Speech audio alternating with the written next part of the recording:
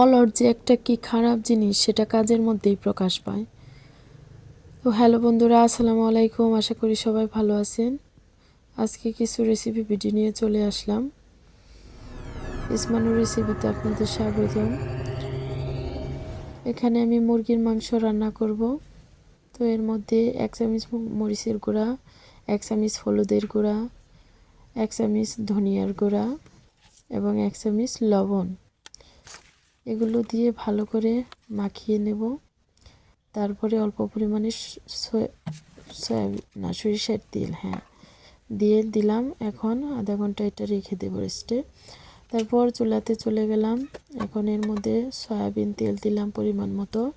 তারপরে দিয়ে দিলাম 2টা তেজপাতা এবং 2-3টে দারুচিনি। আচ্ছা, তারপর এর মধ্যে দিয়ে দেবো পেঁয়াজ কুচি। পেঁয়াজ কুচিটা একটু হালকা ভেজে নেব। অনেক দিন যাবত আমি লং ভিডিও আপলোড দিতেছি না, অলসগিরি করে, মানে আলসেমি করে। ভিডিওগুলো অনেক আগের করা, কিন্তু আমি ভয়েস না দেওয়ার কারণে আপলোড দিতে পারতেছি না। তো এখানে দিয়ে দিলাম পানি দিয়ে, তারপরে দিয়ে দিলাম রসুন বাটা, তারপরে পেঁয়াজ বাটা, কাঁচামরিচ বাটা। এগুলো আমি বেটে দেই নাই, এই জন্য একটু আস্তে আস্তে আছে। এগুলো হচ্ছে আমি ব্লেন্ডারে ব্লেন্ড করে দিয়েছি। তো তারপরে এর মধ্যে রাঁধুনি মশলাটা দিয়ে দিলাম অল্প পরিমাণে। আচ্ছা, তারপরে আমি আরও কিছু মশলা এর মধ্যে দিয়ে দেব। 1 চামচ আবারই দিয়ে দিলাম ধনিয়ার গুঁড়া, হলুদের গুঁড়া, মরিচের গুঁড়া এবং লবণ। এগুলো দিয়ে ভালো করে কষিয়ে নেব। যে কোনো কাজ না করলে সে কাজটা আসলে নিচের দিকে চলে যায়। এটা আমার এই চ্যানেলের মাধ্যমে বোঝা যায়। চ্যানেলে কাজ করলে চ্যানেল ভালো থাকে, কাজ না করলেই ডাউন। তো এর মধ্যে কষানো হয়ে গেছে। তারপরে দিয়ে দিলাম মুরগির মাংসগুলো মাখিয়ে রেখেছিলাম যে, সেগুলো দিয়ে তারপরে এর মধ্যে কোনো পানি দেব না, এটা এখন শুধু কষাবো। আর ঢাকনা দিয়ে ঢেকে দিলাম। এভাবে ভালো করে কষিয়ে নেব মুরগির মাংসটা।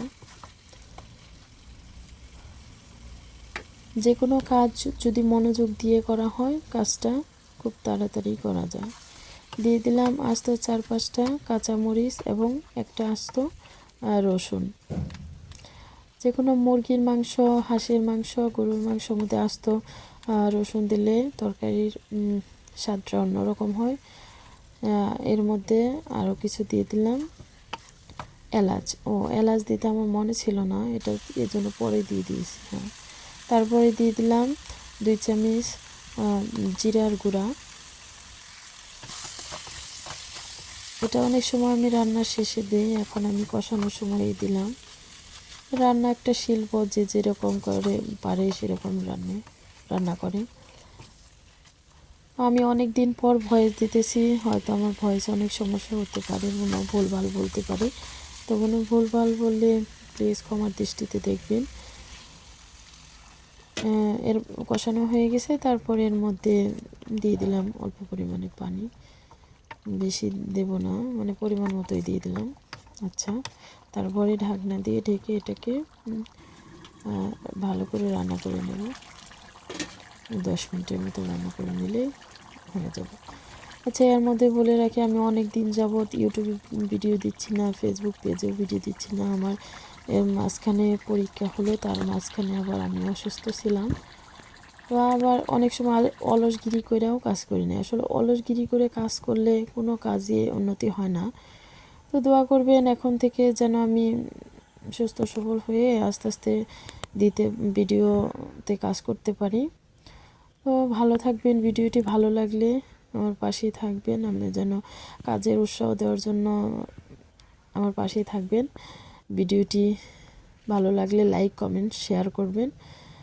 ভালো থাকবেন, সুস্থ থাকবেন, আমার পরিবারের জন্য দোয়া করবেন। আমি যেন আবার নতুন নতুন ভিডিও নিয়ে হাজির হতে পারি। আল্লাহ হাফেজ।